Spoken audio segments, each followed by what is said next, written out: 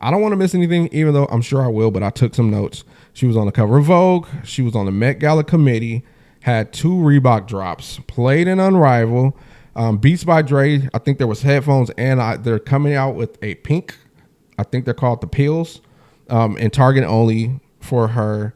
She was NFL celebrity game coach. She had a business deal with Cash App. McDonald's game. She was one of the all-star dunk contests and 3-point contests judges. Her deal with Reese's Pieces. She was in a commercial for the movie Wicked. Her McDonald's deal. Her own podcast, and inside of her podcast, she had deals with StockX. Who else did I see on her podcast? I'm drawing a blank. One of the drink, I think it was Pop It, one of those drink companies. She actually had brand deals with inside her own brand through her podcast, which is a huge deal. Then she had Amazon makeup, and she put out a couple Wilson basketballs.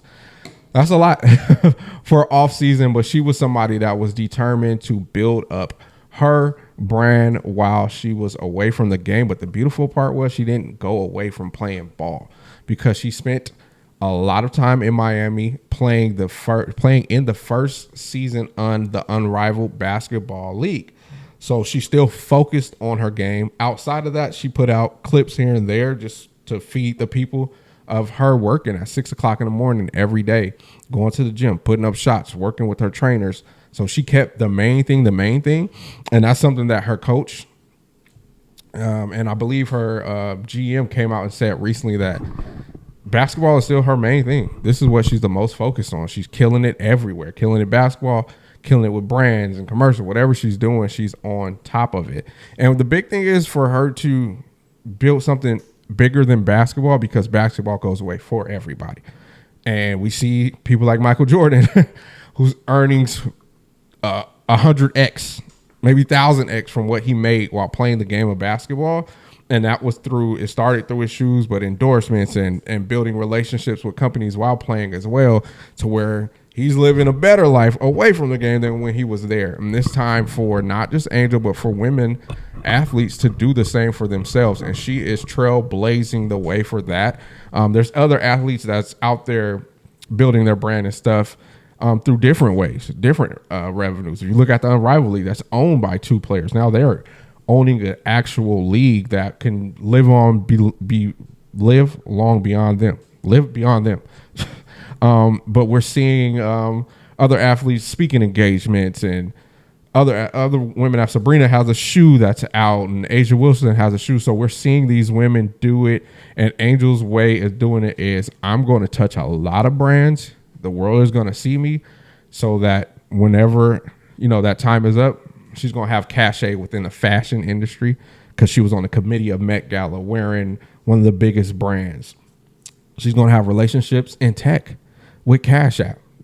That's intentional. She's going to have relationships with intellectual property with a podcast. What if she's the person that starts the biggest women athlete podcast home, where all the women come to this one channel, this one, whatever the dream is with the intellectual property. And then sports, like I said, she played in a whole nother league, won Defensive Player of the Year, and won a championship in that league. So she's touching different avenues. And then she touched the super mainstream with McDonald's, and Beats by Dre is a huge, huge company. So she's touching different channels, different lanes, so that her face, her name, her brand gets out there to the world, no matter what capacity you're in. It's a good chance that you ran into Angel Reese's face. And it seems like that was extremely strategic, but also she created a level of ownership with her podcast. This is something that she owns. Her name is on it. I'm pretty sure she did the backing for it. And this is something that you can tell is her baby.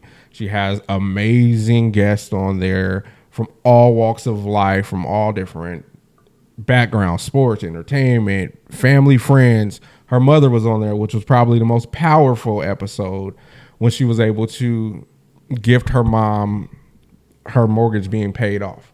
And now you can retire, because you said that was the thing that was holding you back from retiring, was your retiring was your mortgage. So Mom, I paid off your mortgage. So she's done so many different things on her podcast. Even it didn't stop when she was in Unrivaled. She took it on the road. And now she was interviewing a lot of other different players and a lot of the athletes or the entertainers that were in the Florida area. She started interviewing them. So she kept building her brand even within the season of Unrivaled. And that is something that is going to be inspiring to the next generation. You're going to see all the young players vlogging. You're going to see all the young players starting a pod. You're going to see them working with different brands outside of this just has to be related to sports. That was not her goal. Her goal was, no, I want people to know me because I was that lady at the Met Gala, and then they're going to look me up and say, oh, she plays ball. It makes sense she was the tallest person there. And different things like that is important. That's a key to marketing, is to get people from different marketplaces to now be interested in what you're doing in your marketplace. And that adds so much value. Her latest business venture is with Magic Johnson. They're starting a financial literacy program for the schools back in Baltimore, where she's from.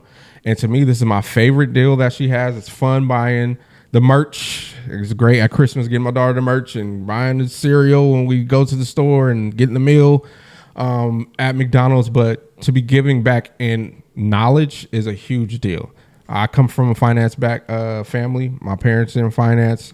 I'm licensed to be in finance. And somebody with a big platform like these two to go back and wanted to feed that information to the younger generation can change a lot for those people. Getting the information we all got in our 20s at 15 can help people make decisions for the future. And I've seen people say, well, these people are millionaires because they got God-given athletic abilities.